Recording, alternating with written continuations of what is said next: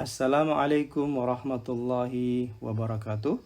Welcome to Azam SBS English, belajar bahasa Inggris secara bertahap. Teman-teman semua, pada kesempatan kali ini kita akan belajar tentang penggunaan some dan any di dalam kalimat bahasa Inggris.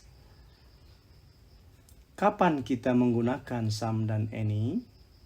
Nah, some dan any digunakan ketika kita tidak tahu secara pasti berapa jumlah sesuatu atau benda yang sedang kita bicarakan.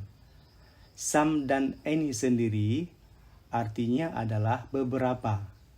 Kalau kita artikan ke bahasa Indonesia, maka some itu adalah beberapa atau any itu beberapa. Some dan any digunakan untuk countable nouns dan uncountable nouns. Ya, jadi digunakan untuk countable nouns atau kata benda yang dapat dihitung dan uncountable nouns yaitu kata benda yang tidak dapat dihitung.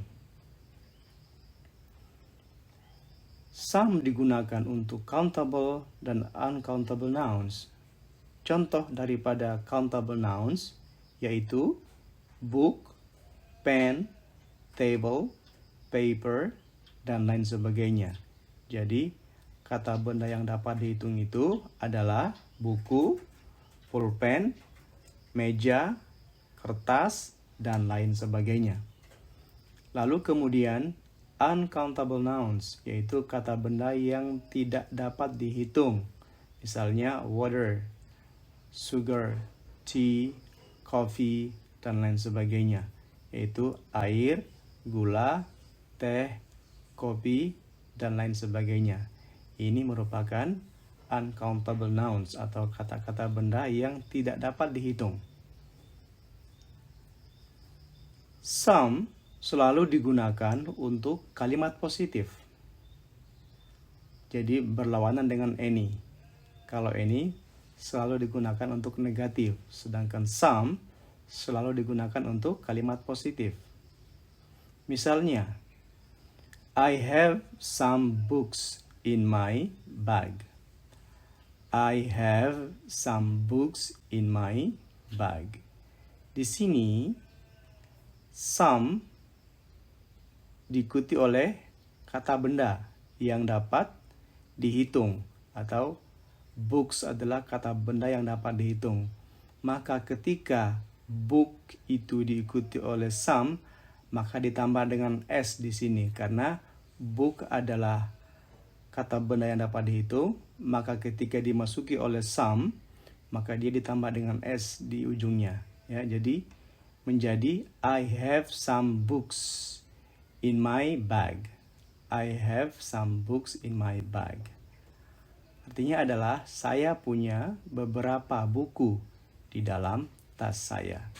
Saya punya beberapa buku, jadi kita nggak tahu berapa jumlahnya, tapi ada beberapa buku di dalam tas. Lalu kemudian contoh berikutnya, I have some money in my wallet. I have some money in my wallet. Nah, di sini money tidak ditambah dengan s karena money merupakan uncountable noun atau kata benda yang tidak dapat dihitung. Maka some di sini ketika diikuti oleh kata benda yang tidak dapat dihitung atau uncountable noun, maka ia tetap tidak ditambah dengan s. Ya. Karena s di sini bermakna plural atau jamak. Jadi kalau book hanya satu, namun jika ditambah dengan s, maka dia menjadi books, artinya buku-buku. Maka di sini artinya saya punya beberapa buku di dalam tas saya. Lain halnya dengan contoh yang kedua. Contoh yang kedua di sini money merupakan kata benda yang tidak dapat dihitung. Maka dia tidak perlu ditambah dengan s di akhir katanya. Ya. Jadi, I have some money in my wallet. Artinya adalah, saya punya sejumlah uang atau beberapa uang di dalam dompet saya. Saya punya beberapa uang di dalam dompet saya. Contoh berikutnya, she stores some vegetables in the fridge. She stores some vegetables. Nah, vegetables di sini ditambah dengan s karena dia merupakan kata benda yang dapat dihitung. Jadi setelah some diikuti oleh kata benda yang dapat dihitung, maka ditambah dengan s. Jadi selalu setelah some, apabila kata bendanya adalah yang dapat dihitung, maka selalu diikuti dengan s karena bermakna plural atau jamak.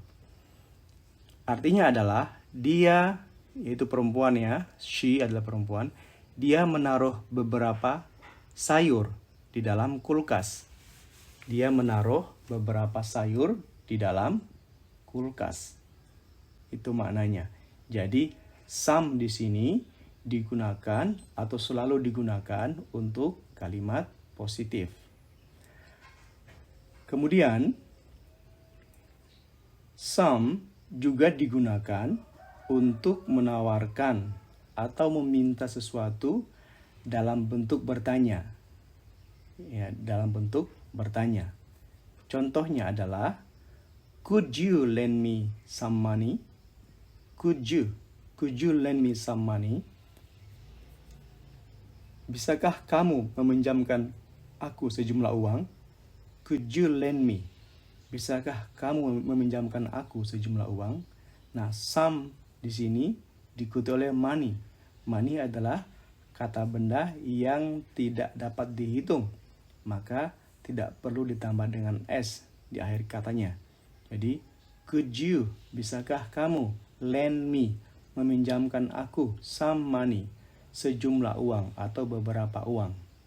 Jadi dipakai untuk meminta. Di sini adalah meminta. Ya, tapi dalam bentuk tanya. Bisakah aku meminjam ya? Bisakah kamu meminjamkan aku sejumlah uang? Nah, dalam bentuk tanya, maka yang dipakai adalah some, bukan any. Lalu contoh yang kedua, would you like some coffee? Would you like some coffee? Apakah kamu mau minum kopi?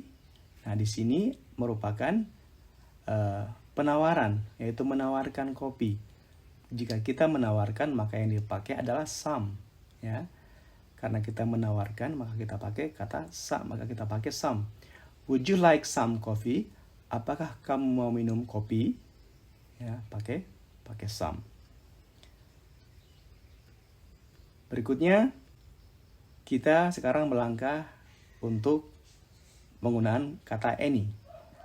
Any digunakan untuk kalimat negatif dan kalimat tanya. Nah, di sini any dipakai untuk kalimat negatif dan kalimat tanya. Misalnya, she doesn't need any money. Ini she does not ya, she does not tapi disingkat menjadi she doesn't. She doesn't need any money. Artinya dia tidak butuh uang. Nah, doesn't ini merupakan singkatan dari does not. Jadi disingkat. Jadi dari does not menjadi doesn't, yang artinya tidak. Jadi she doesn't need any money. Nah, di sini kita pakai any, ya. Negatif kita pakai any. Dia tidak butuh uang. Dia tidak butuh uang atau dia tidak butuh sejumlah uang. Contoh berikutnya, do you have any sisters? Nah, kita bertanya. Karena kita nggak tahu dia punya berapa saudara, maka kita bertanya, do you have any sisters? Apakah engkau punya saudara perempuan? Apakah kamu punya saudara perempuan? Nah, jadi any di sini dipakai untuk kalimat negatif dan kalimat tanya. Kemudian any juga digunakan untuk kalimat positif, tapi untuk positif yang bermakna apa saja. Misalnya seperti ini. You can call me at any time. Nah, anytime di sini artinya kapan saja, ya. Anytime artinya kapan saja. Jadi kalau penggunaan kalimat positif untuk ini, maka bisa kita pakai any karena kapan saja. Artinya kita nggak tahu waktu yang mana, ya, tidak pasti. Jadi you can call me at any time. kamu bisa menghubungiku kapan saja, yaitu apa saja ya. Jadi kapan saja kamu bisa menghubungi aku. Maka kita pakai kata any. Kemudian contoh yang kedua, I could buy any mobile phone I want.